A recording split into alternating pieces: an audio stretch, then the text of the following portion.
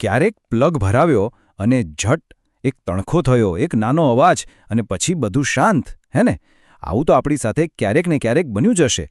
પણ ક્યારેય અટકીને વિચાર્યું છે કે આ આંખના પલકારામાં જે થાય છે એ તણખો એ ખરેખર છે શું? ચાલો આજે આ જ તણખા પાછળની વાતને સમજીએ. હવે આ સવાલ ભલે નાનો લાગતો હોય, પણ એનો જવાબ છે ને એ વીજળીના આખા ફ્લો સાથે જોડાયેલો છે. અને હા, એ તણખો કોઈ મામૂલી વાત નથી. એ તો એક સિગ્નલ છે, એક ચેતવણી છે કે સર્કિટમાં ક્યાંક કંઈક ગડબડ છે. તો ચાલો જોઈએ કે આ નાનકડો તણખો કઈ મોટી મુસીબતનો સંકેત આપે છે. તો એ તણખા પાછળ જે સાયન્સ છે એને કહેવાય છે શોર્ટ સર્કિટ. હવે આ શબ્દ તો આપણે બધાએ સાંભળ્યો જ હશે, નહીં? ખાસ કરીને જ્યારે ઘરમાં કોઈ ઇલેક્ટ્રિક વસ્તુ બગડી જાય ત્યારે. પણ શોર્ટ સર્કિટનો સાચો મતલબ શું થાય છે? ચાલો એને જરા બારીકાઈથી સમજીએ. જુઓ, શોર્ટ સર્કિટને સમજવું એકદમ સિમ્પલ છે.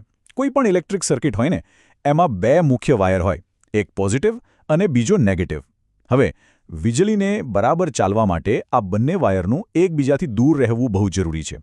પણ જ્યારે ગમે તે કારણસર આ બંને વાયર એકબીજાને અડી જાય, એટલે કે ટચ થઈ જાય, ત્યારે સમજો કે વીજળીનો જે ફ્લો છે ને એ આઉટ ઓફ કંટ્રોલ થઈ જાય છે. બસ આ જે થયું ને એને જ શોર્ટ સર્કિટ કહેવાય. આને સમજવા માટે એક મસ્ત ઉદાહરણ લઈએ. માની લો કે વીજળી એક ટ્રેન છે જે પોતાના પાટા પર શાંતિથી ચાલી રહી છે. પણ અચાનક એને એક શોર્ટકટ દેખાય, એક એવો રસ્તો જ્યાં જરાય મહેનત નથી. હવે વીજળીનો નિયમ છે કે હંમેશા સહેલો રસ્તો શોધે. તો શોર્ટ સર્કિટ એટલે બસ એ જ, એક ખોટો, અણધાર્યો અને ખતરનાક શોર્ટકટ જે વીજળીને એના સાચા રસ્તેથી ભટકાવી દે છે.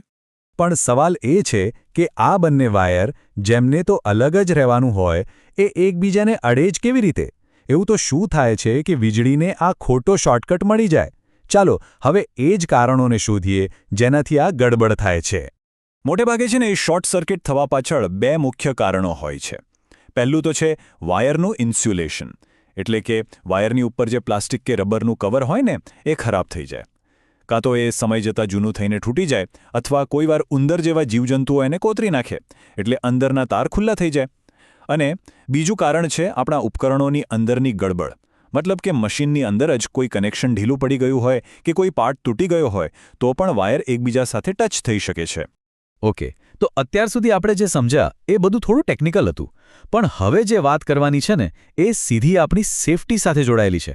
કારણ કે શોર્ટ સર્કિટ એ ખાલી એક ટેકનિકલ પ્રોબ્લેમ નથી. એના પરિણામો બહુ જ ગંભીર હોઈ શકે છે. પેલો જે તણખો દેખાય છે ને એ તો ખાલી શરૂઆત છે. એની પાછળ એક મોટો ખતરો છુપાયેલો છે. આ જે વાક્ય છે ને એ આખી વાતનો સાર કહી દે છે. જુઓ, જેવી શોર્ટ સર્કિટ થાય એટલે વીજળીનો જે પ્રવાહ, જે કરંટ છે એ અચાનક જ અનેક ગણો વધી જાય છે. અને આટલો બધો કરંટ એટલી જબરદસ્ત ગરમી પેદા કરે છે કે ધાતુના વાયર પણ પીગળી જાય. અને આ જ ભયંકર ગરમી આપણને તણખાના રૂપમાં દેખાય છે. અને વિચારો, જો આ તણખાની આસપાસ કોઈ સળગી ઉઠે એવી વસ્તુ હોય તો બસ એક નાનો તણખો મોટી આગ લગાવી શકે છે. તો આખી વાતનો સાર બસ આ એક જ વાક્યમાં છે.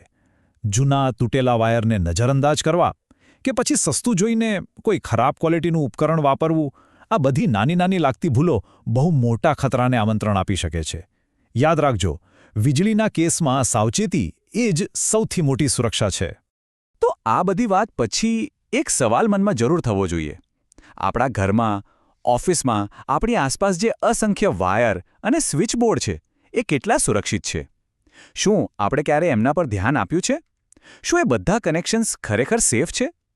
આ એવો સવાલ છે જેનો જવાબ શોધવો એ ખાલી સ્માર્ટનેસ નથી, પણ આપણી પોતાની સલામતી માટે ખૂબ જ જરૂરી છે.